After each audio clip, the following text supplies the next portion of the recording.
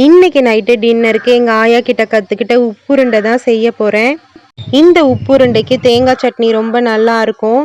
இந்த உருண்டை பிடிக்கிறதுக்கு மாவு கொஞ்சம் நல்லா ஆறணும். அதனால ஃபேன் காற்றுல வச்சுட்டு வெளியே வந்துட்டோம். எங்கள் ஊரில் இன்னையிலேருந்து திருவிழா ஆரம்பிக்குது. 10 நாள் திருவிழா. மாரியம்மன் கோயிலில் கூழ் ஊற்றுறாங்க. இன்னைக்கு முதல் நாளுன்றதால சீக்கிரமாகவே சாமி வந்துடுச்சு. இல்லைன்னா நைட்டு லேட்டாக தான் வருவாங்க சாமி. ஒரு 2-3 மணி ஆகிடும் வரதுக்கு. 10 நாளைக்குமே நைட்டில் சாமி வருவாங்க. ஃபர்ஸ்ட் டே திருவிழாவுக்கு ஊர்காவல் சாமியும் கரகமும் மட்டும்தான் வருவாங்க. 2வது நாள்லேருந்து தான் உற்சவர் சாமி வெளியில் வருவாங்க.